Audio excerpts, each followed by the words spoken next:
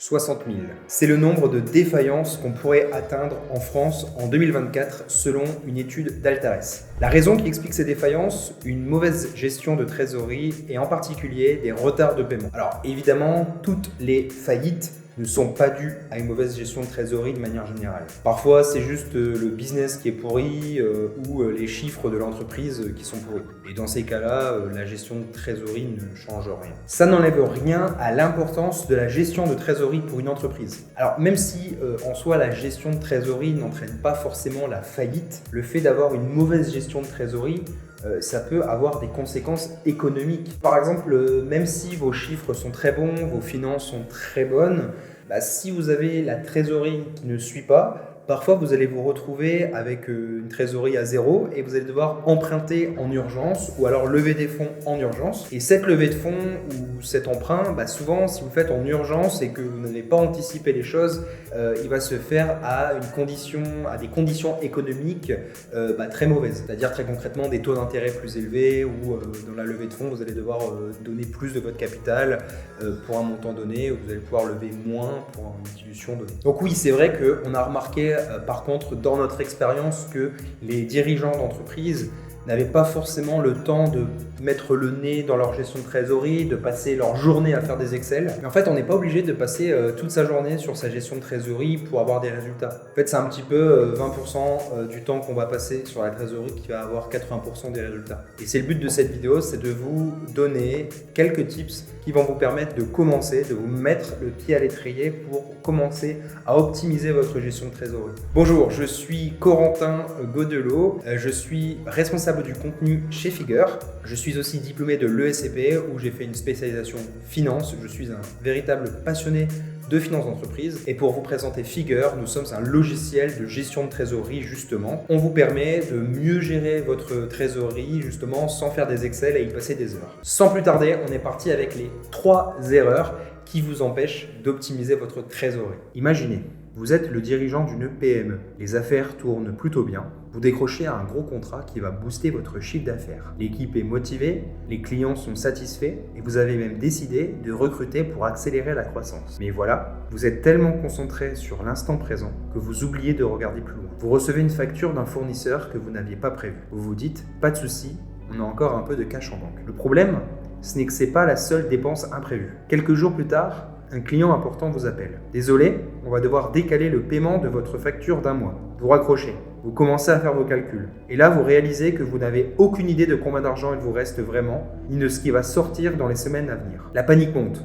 Vous consultez rapidement vos relevés bancaires, mais c'est un puzzle incomplet. Les chiffres sont là, mais ils ne racontent pas l'histoire. Résultat, vous êtes bloqué. Vous ne savez pas si vous pouvez payer vos factures à la fin du mois, et encore moins si vous pourrez tenir jusqu'au paiement de ce fameux gros contrat. C'est comme conduire une voiture à 120 km/h sur une route de montagne, avec un pare-brise complètement embué. Vous roulez à l'aveugle, et vous ne voyez pas le mur qui se rapproche. La bonne nouvelle, c'est que cette situation peut être évitée. Ce qu'il vous faut, c'est un tableau de trésorerie. En fait, c'est un peu comme le GPS d'une entreprise. Vous savez exactement où vous êtes, quelles dépenses arrivent, et à quel moment l'argent va rentrer. Et c'est pas un luxe d'avoir ça, c'est vraiment une nécessité. Même un simple tableau Excel peut faire des miracles. Vous listez toutes vos rentrées d'argent prévues, donc à la fois les encaissements, ce que vous allez recevoir de vos clients, et à la fois les décaissements, l'ensemble des charges, que ce soit les fournisseurs, les employés, les impôts, etc. Et si Excel vous paraît trop compliqué, la première solution, c'est qu'on vous offre un modèle Excel dans notre boîte à outils que vous retrouverez dans la description. Vous verrez que même une fois que vous avez un Excel, c'est pas vraiment parfait parce que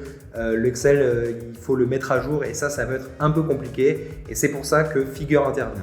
On vous permet de connecter vos banques à notre outil, puis de reprendre l'ensemble de vos transactions et de les catégoriser en fonction, par exemple, des recettes, des paiements fournisseurs, des impôts, etc. Vous allez pouvoir catégoriser un peu comme dans un Excel, mais sauf que le travail que vous allez faire une fois, dès que vous allez avoir de nouvelles transactions, elles vont se mettre dans les catégories automatiquement. Ensuite, vous allez pouvoir faire les prévisions des mois futurs et ensuite, au quotidien, vous allez pouvoir comparer les prévisions que vous aviez faites avec les flux dans leur réalité. Et ça vous permet aussi de mettre à jour vos prévisions. Donc ça, c'est super intéressant. Donc ça, c'était la première erreur en fait, c'était le manque d'anticipation, le manque de vue globale de la trésorerie. On passe à l'erreur numéro 2.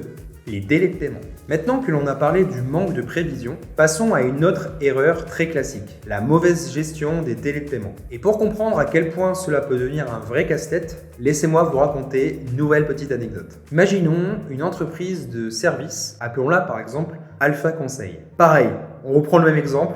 Il décroche un contrat énorme avec un client important. C'est une victoire pour toute l'équipe. Sauf que ce client, en bon négociateur, a imposé des délais de paiement à 90 jours. De l'autre côté, Alpha Conseil doit payer ses prestataires à 30 jours. Bon, je pense que vous voyez le problème venir. Pendant les 2 premiers mois, ça passe. Ils jonglent avec leur trésorerie, puisent un peu dans leurs réserves, mais au 3e mois, ils commencent à serrer les dents. Le loyer arrive, les salaires aussi, et toujours pas d'argent du fameux contrat. Alors ils font ce que beaucoup d'entreprises font dans ces moments-là, prendre un découvert bancaire. Ce n'est qu'un prêt temporaire, se disent-ils, mais ce temporaire devient vite une habitude.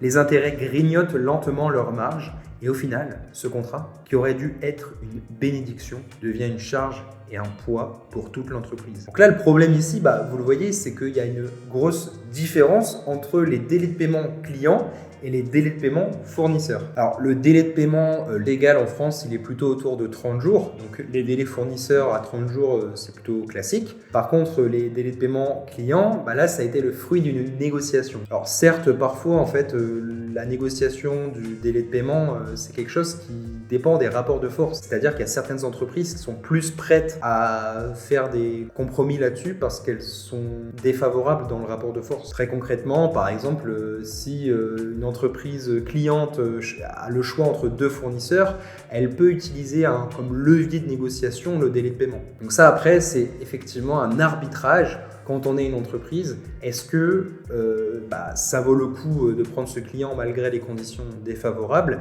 Est-ce que ma trésorerie actuelle le permet? Et donc tout ça, ça revient au premier point, il faut l'anticiper. Donc quelques conseils pour éviter ce genre de situation. La première chose, c'est de poser ses limites. Donc ça, c'est à vous de voir en fonction de l'état de votre trésorerie, est-ce que vous pouvez accepter ces conditions? Parfois, il suffit simplement, par exemple, de baisser son prix en échange d'une condition de paiement plus favorable. Et là, cette fois-ci, ça peut être un arbitrage entre le BFR et la marge. C'est-à-dire que vous allez réduire votre marge, mais par contre, votre situation de BFR va s'améliorer. Donc BFR, besoin de fonds de roulement. Le deuxième conseil, c'est de relancer beaucoup, de ne pas relâcher la pression. C'est-à-dire qu'il faut déjà envoyer sa facture à temps. Ça, c'est une première chose. C'est-à-dire une fois que le travail est fini, ne pas tarder parce que le délai de paiement commence quand la facture est envoyée. C'est ça qui marque le début du délai de paiement. Ensuite, envoyer des rappels avant la date limite, par exemple 10 jours avant. Donc ça s'automatise évidemment. Et si l'entreprise est en retard et a raté le délai de paiement, c'est à ce moment-là qu'il faut encore plus relancer. Troisième conseil, jouer avec les délais fournisseurs. Effectivement, si vous n'arrivez pas à obtenir des délais clients plus intéressants, vous pouvez jouer sur les délais fournisseurs. Il y a certains marchés où les délais sont structurellement plus élevés. Donc voilà, jouez sur les délais fournisseurs. Et puis même, au-delà de jouer sur les délais fournisseurs, profitez des 30 jours du délai fournisseur. C'est-à-dire que si on vous dit que les délais c'est 30 jours, ne payez pas en 5 jours. Là, ce serait bête, entre guillemets, de ne pas profiter de cet avantage pour votre BFR. Erreur numéro 3, ne pas suivre ses KPI financiers. On a parlé des prévisions et des délais de paiement, mais il y a un autre aspect qui est souvent négligé par les dirigeants d'entreprise et qui a un impact en fait sur la trésorerie. C'est simplement le suivi de certains KPI financiers. Parce que oui, la trésorerie en fait, c'est la conséquence aussi de la bonne gestion économique de la société. En fait, finalement, on revient au basique de l'analyse de votre entreprise, c'est-à-dire qu'il faut non seulement analyser les éléments qui jouent sur la trésorerie en plus du compte de résultat, en gros la différence entre ce qui est au compte de résultat et ce qui est vraiment cash, ça c'est une chose. Il ne faut pas pour autant négliger les aspects business purs, comme par exemple le coût des matières premières. En fait, grosso modo, il faut continuellement se questionner sur sa marge, par exemple, est-ce que la marge reste acceptable? Parce que parfois, on va avoir une trésorerie qui est plutôt confortable et on va avoir des KPI économiques qui vont baisser, qui vont être de moins en moins bons et ça va pas se traduire par un changement dans la trésorerie de manière immédiate. Et ça peut être assez trompeur. Alors justement, quels sont les KPI à suivre pour la bonne gestion financière de son entreprise? Premièrement, les KPI de profitabilité, donc la marge brute, l'EBITDA et le résultat net. Donc ces KPI permettre de voir si votre entreprise est profitable et à quel point, parce que comme je vous l'ai dit avant, même si vous avez de la trésorerie mais que vous n'êtes pas profitable, ou même parfois moins profitable qu'avant, c'est une illusion temporaire. Les deuxièmes types de KPI qui sont importants de contrôler, là on revient à une vision un peu plus cash, ça va être la solvabilité et la liquidité.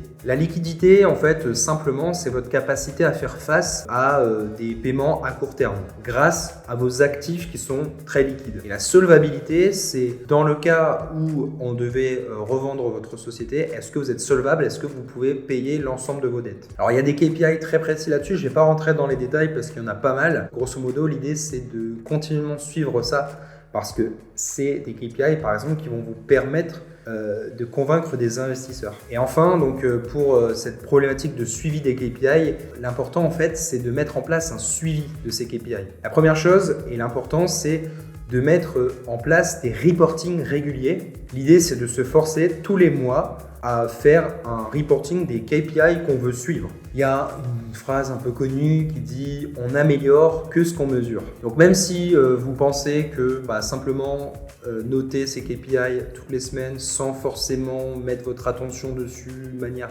énorme, ça n'a pas d'impact. En fait, si, le simple fait de simplement le mesurer, simplement voir, en fait, ça devient important pour vous dans une certaine mesure. Le deuxième conseil, c'est d'automatiser votre suivi avec des outils. Aujourd'hui, il y a pas mal d'outils qui vous permettent justement de faire des reportings réguliers de vos différentes KPI. Le troisième conseil, c'est de ne pas uniquement se concentrer sur les chiffres en tant que tels de manière brute, mais aussi de se concentrer sur les tendances. C'est-à-dire que pas parce que vous avez une marge qui est positive aujourd'hui qu'elle va le rester. Si votre marge est positive mais elle ne fait que baisser depuis des années, des mois, c'est assez mauvais signe. Donc il faut essayer d'identifier aussi ce qui explique ces tendances. Donc voilà, c'est tout pour cette vidéo. J'espère que ça vous aura plu. On a parlé de gestion financière assez basiquement avec 3 erreurs, 3 difficultés que peuvent rencontrer les dirigeants d'entreprise. Évidemment, on parle en long, en large, en travers de gestion financière et de gestion de trésorerie sur cette chaîne. Donc on aura l'occasion de revenir sur plusieurs de ces éléments dans d'autres vidéos. N'hésitez pas dans les commentaires à me donner des retours, des feedbacks sur ce que vous avez pensé de cette vidéo. Ça pourra toujours me servir pour la suite. Voilà, je vous dis à plus pour une prochaine vidéo.